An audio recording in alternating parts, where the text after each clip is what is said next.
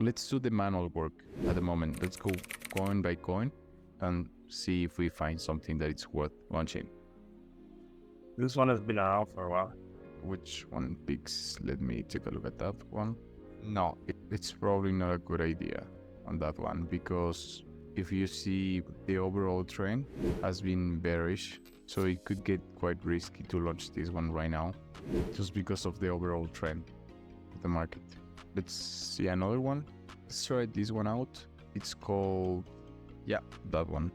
So I like this one because it has been on consolidation for quite some time, and not only consolidation, but the overall movement of this market can be within a range, which is what you look for. So overall, it has been around 221 days on the same sideways movement. As long as you understand what grid range to use, then you should be ready to go. So what's the recommended RSI? RSI is from below 40, the largest it can be, it's 47. That's kind of like the top. So it cannot be below 40, right? No, it needs to be below 47 for the RSI. If it is larger than 47, then it's probably not a good coin to launch at the moment. Yeah, the ETRP, ideally, it needs to be larger than 10, ideally. So we're gonna have to define the grid range. So use this one to set up 30 days ago. It should be about on July 20th, 25th. Yeah. Like the highest high and lowest low. So it will be something like here and here. And now use the grid range to measure. That's about 25% grid range. And now that's what we're gonna use inside the bot. Let's go to Bitsgap and let's figure out what is the backtest on this one. Manual adjustment, 1.3%. Order size currency should be USDT, correct? Okay, trading up, off, time protection on, trading down, off, stop loss on, correct? So how do we calculate the stop loss again? The stop loss is simply like once you define the grid range, all you have to do left is set up the stop loss. But the first thing you have to do is set up the grid range.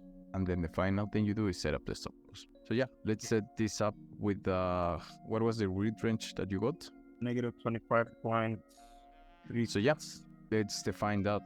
Bring down the high price a little bit more until you see one or two red lines. Try to bring down the high price. Okay, yeah, that's good. And then use the grid range to measure that 25% and measure from high price to low price. And from high price to low price, let's measure that 25%. Nice. Now take your low price and move it all the way down here. It's okay. Yep, that's better. Now you have to take the stop loss and move it below the low price. What happened here? The low price needs to be on this 25 and the stop loss needs to be below the low price. That works. Let's do the back test. So now let's back test. 5%. That's a little bit lower than expected. So we can go ahead and give it another try, searching for another one. Okay. I think I found one that is interesting. You can search for LMR. Let's do some analysis and backtesting. So just to give you a hint, that one uses a 35% grid range. The last 30 days, this is the highest high that I can see on Sunday, August 13th. And the lowest low that I can see. So when you take the low, do you take the wick or just the candle? When taking the low, yes, you take the wick. Yeah, let's do a backtest and see what we get. Okay, good. So yeah, let's go ahead and launch this one by setting up the 35% grid range and then setting up the stop loss below the grid range. Just make sure to have those two things in place. Yeah. Let's take a look. Wow, that's better. Okay, let's give it a try. Do this one. Now click on continue. You have trailing up activated. Stop loss trailing. Okay. Yeah, just an inch. That's good.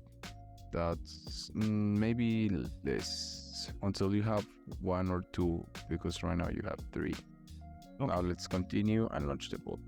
Nice. So when to close it, it's really going to be about an alert. other than the Yeah. indicator. The indicator will tell you when the consolidation is over. So yeah, how do I But set the alert? let's go back to trading view. Yeah. Delete this now. Now you will want to use the highest high and draw a line on the highest high, and then add the alert here. Now click on this icon of the alert, and now call the alert like close LMR. Right, nice. You're pretty much set and ready.